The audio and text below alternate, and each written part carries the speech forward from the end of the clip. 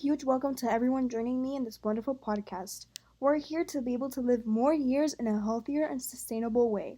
My name is Estefani Roma, and I'm a student who is deeply concerned about us and consider human beings and the amount of time we have left to live.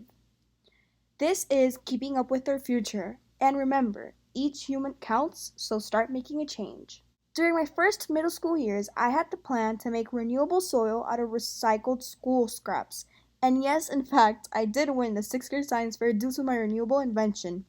I actually remember the times that me and my friend went to the cafeteria, food court, and we searched through all the trash cans just to find scraps of food. Either it was tomatoes, onions, lettuce, anything like that that could help us grow plants in a faster and sustainable way. Now you may ask yourself, yes, we're here to talk about having a sustainable future, but what is one of the main problems that is not letting us live like that? Overpopulation is your answer.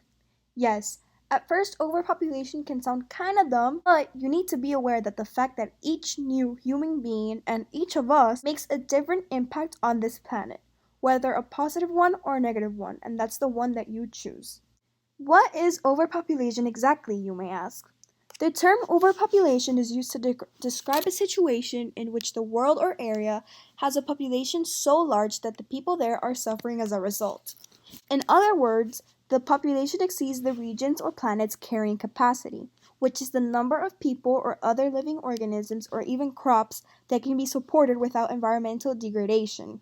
Some examples can be the increased demand for resources, such as fresh water and food, starvation, malnutrition, consumption of natural resources such as fossil fuels, and a deterioration in living conditions. But why is this a topic that we need to discuss?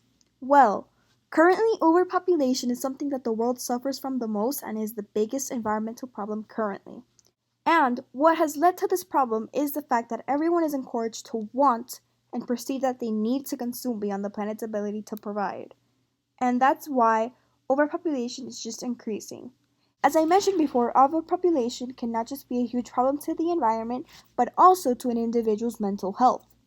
A non-environment example of overpopulation can be how overcrowding affects classroom activities as well as instructional planning.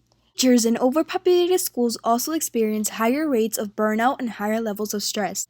The topic of overpopulation is so significant to our school and ANS community, since our main goal is to keep our school a safe and healthy environment for everyone.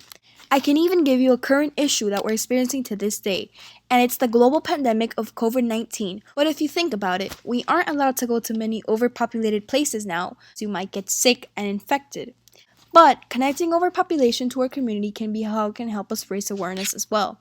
As I said before, overpopulation is one of the biggest environmental problems that is causing the biggest amount of global warming and climate change.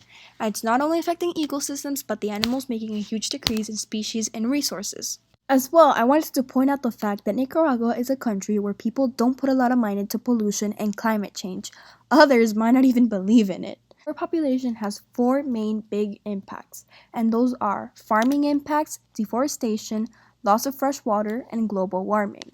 For farming, I can give you an example that a growing agriculture base is to feed an expanding world population, and it comes with its own complications. As the global population increases, more food is needed. Such measures may be met through more intensive farming or through deforestation to create new farmlands, which in turn can have negative outcomes.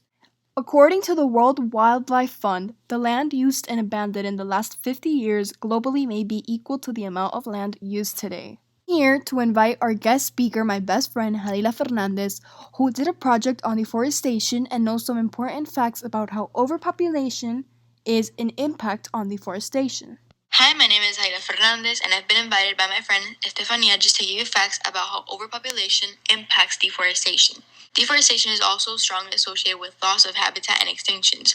Agriculture, as mentioned above, is responsible for about 80% of global deforestation. Human population increase is related to all these deforestation pressures. More people means we need more food, more wood products, and more fire. One of the byproducts of population growth has been stress on fresh water supplies. The term water stress is defined as a case of demand exceeding the supply of suitable water available. According to one report, around 40% of the world's population endure water scarcity, and that amount has been projected to skyrocket by 2030 as a global demand for water increases by 50%. Finishing off, this is what is being done around the world to present some solutions. There are some initiatives to switch up to clean energy sources such as solar to improve agriculture practices, better manage water resources, will help us minimize the impact of population growth. At the end of the spectrum, policies that encourage family planning, education, and gender equity, and other measures to help slow population growth will help reduce pressure on the planet.